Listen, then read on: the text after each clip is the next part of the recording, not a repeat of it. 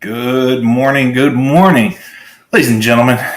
It's your boy, the one and only Jay Stein, coming at you with Jay Stein and the Stock Market Show, pre-market edition. There's a lot to talk about, so let's just get to the zebra in the room: cryptocurrencies.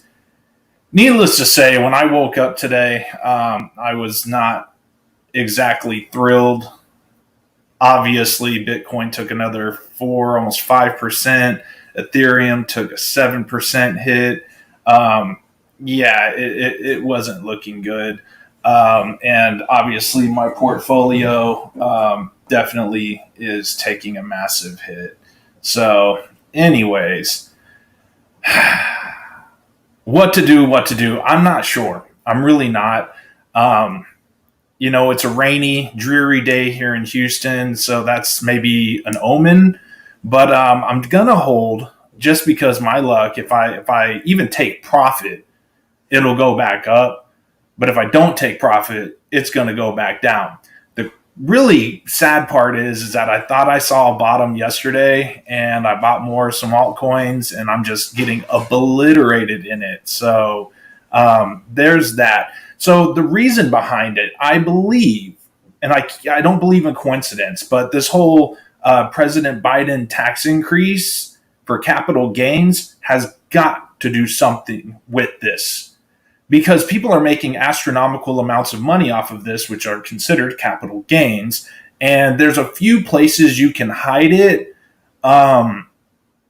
It's been a while since I've been in the oil and gas or alternative energy business, but if you sign up and do a joint venture or direct participation type deal, you can write off, as it was a couple years ago, 80% of the overall non-tangible assets, meaning that the drilling rig, all the service companies, things that are needed to develop these wells or develop these solar farms. So you can write that off against your ordinary income.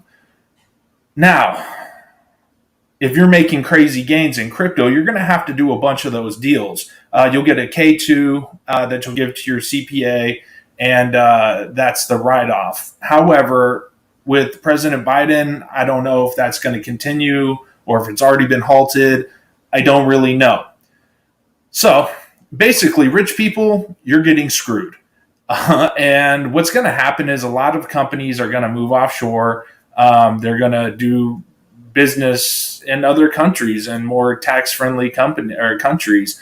And ultimately, it's going to be bad for the economy. In fact, in the long term, we're going to lose a significant amount of money off of this. They try to make it sound like it's all good. It's for COVID relief, infrastructure, programs. But I'm sorry.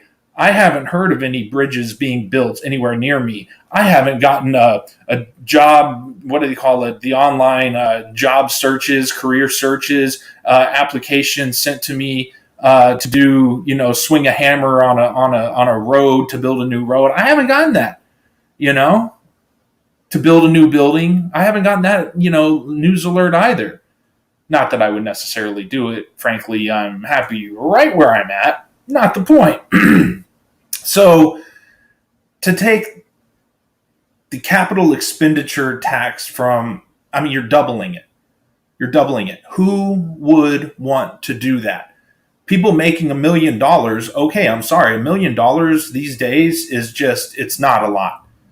I mean, sure, it is. I'd like to be a millionaire. I'm not going to disclose whether I am or not. I'm not. But still, you take that and you cut it ostensibly by half.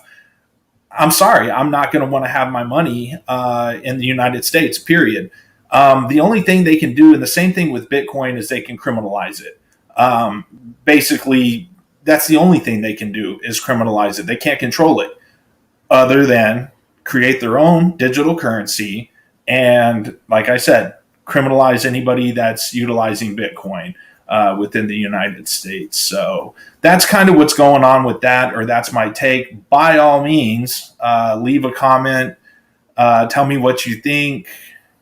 But anyways, all right, so that's that. I'm going to hold on my positions. I might take a little bit of profit, but I don't want to take too much off the crypto. Anyways, let's move on. So the S&P, like I'd mentioned yesterday, it tagged a price channel right below a hard support level. So they're basically, here's the support, here's my, okay, I can't really do it on camera because it confuses me. I'm dyslexic. Anyways, it tagged that regression and bounced right off of it.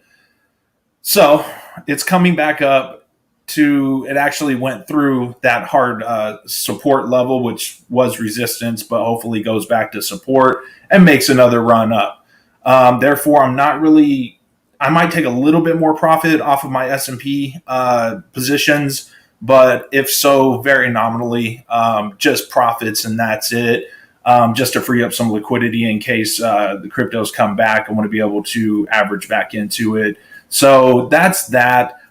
Pre-market, it's up, but ever so slightly.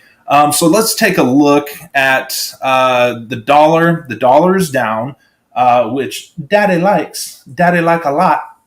10-year bond yields is down as well. 153. Again, Daddy like a lot. So you couple those two together. The only thing is that capital gains tax is the monkey and the wrench and the. Anyways, that's the only potential problem that really could hold this market back today. Oil flat. The VIX is still holding under 20, which is okay. Like I said, I'm fine with that if you watched yesterday. Other than that, let's just make sure I'm not missing anything. Earnings, yeah, there's some earnings that already came out today. Honeywell, I want to say they beat the numbers. Kimberly Clark, I want to say they beat the numbers. Schlumberger, I'm not sure. I didn't catch that. And then after the market, we have X Financial out of China. So I definitely don't care about that. So really, if you're in any of those stocks, I'm sure you already know what the deal was with that. We also have at 10 a.m., they're going to announce the new home sales. I'm very curious about that just because of the cost of build outs, i.e. lumber, and the demand. And even things like windows. I was talking to a property owner who I have a very close relationship with, and he's saying, no, like windows are very hard to come by right now. Lumber costs are through the roof. So it almost doesn't matter what the demand is. It's all about cost right now and what you can get bang for the buck. So yeah, there's that. We covered gold, we covered oil, we covered the 10-year. So now stock picks of the day. All right, guys, obviously OCGN, OCGN is still on a tear. It's definitely on a tear. It's been running up pre-market. Looks like it dipped down a little bit after pre-market, but this joker is still just running. I still stick to my guns in terms of whether or not this is really going to come to fruition, simply because, like I said, the trials are being done in India with positive results, but if they use it in the United States, they are going to use it under the Emergency Authorization Act. So the trials are they're pretty much inconsequential in that regard. However, I must point out that it's a saturated market. Again, you have J&J, you have Pfizer, you have Moderna. These are all companies that have vaccines that have, I hate this word, effectiveness, or if you're one of those people that likes to say, all these vaccines have positive efficacy.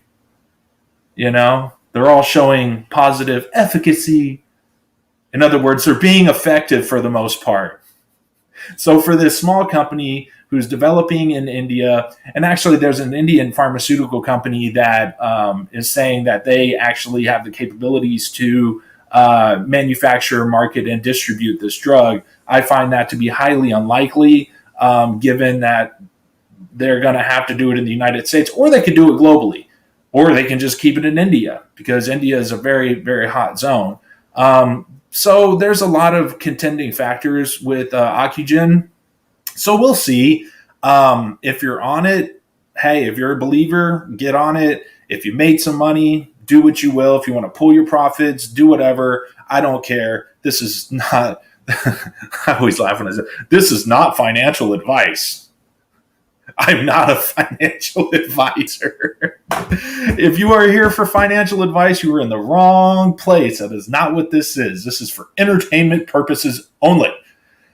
Anyway, so you have OCGN, NKLA. Again, I am loving NKLA. In fact, I'm probably going to buy some.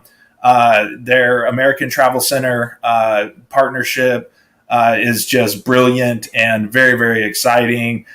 We have IAG. They're a gold company. And look, if their stock holds $3.36, it might be a good deal to look at.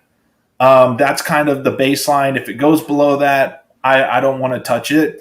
Okay. We also have APT, Alpha Pro Tech. Now, these guys are in the construction business, which brings me back to what we had mentioned earlier in terms of lumber cost and window cost. But what these guys do is they provide building supplies, such as formerly mentioned, and PPE.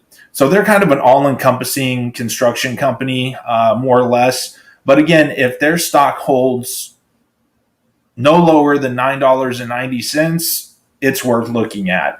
And I'm basing these off of key support levels and what I'm seeing, just based on overall trends and some other proprietary indicators that I use that I'm not going to tell you about because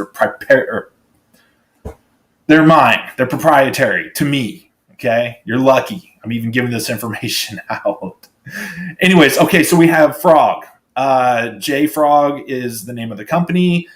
They do CRM type technology, integrated type software for corporations. If it holds around $49.40, if it holds that level, it looks good and might be worth looking at. And then there's INCY, or Insight is the name of the company. The ticker is INCY. If it holds above 84, it might be worth looking at. Now, these guys are a clinical stage cancer drug company. However, they do have drugs on the market. That is key. That means they have pipeline with revenue coming in. So all these companies, the way I run them, or at least the ones that I particularly pick out from my screening process, they have to meet a certain criteria. Again, proprietary setups that I look for. So these are all pretty strong companies, pretty good fundamentals, and great technical setups, in my opinion. But you got to watch them. You got to kind of, like I said, find those support levels, and if they drop them, then it's no longer viable in terms of risk management. But keep an eye on them. If they start to react, they're certainly worth looking at. Anyways, guys, that is all I have for this morning. I think, yeah. So we covered the dollar, we covered oil, we covered the bonds. So aside from that tax hike, guys, like I said, the market's set up for a decent run just based on that S&P and where it tagged. Whenever it tags on my key support levels and bounces right off of it, that's a really good sign for me.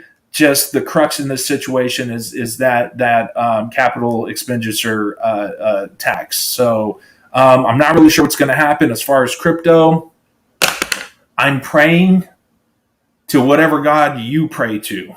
I'm praying to all of them that this thing turns around. I mean, I was not thrilled when I woke up this morning.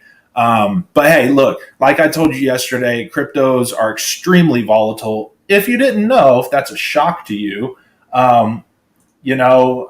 it is what it is. So just got to grab the cojones, or if you're a lady, grab whatever you need to grab. I mean, I have some suggestions for ladies, things you could grab, but those suggestions would be highly inappropriate for this channel. Anyways, guys, look, I'm going to check back in with you if anything else pops off. Otherwise, happy trading, make some money, and I will holler back at you later from a very dreary, rainy H-Town. Anyways, much love, everybody. Talk to you later.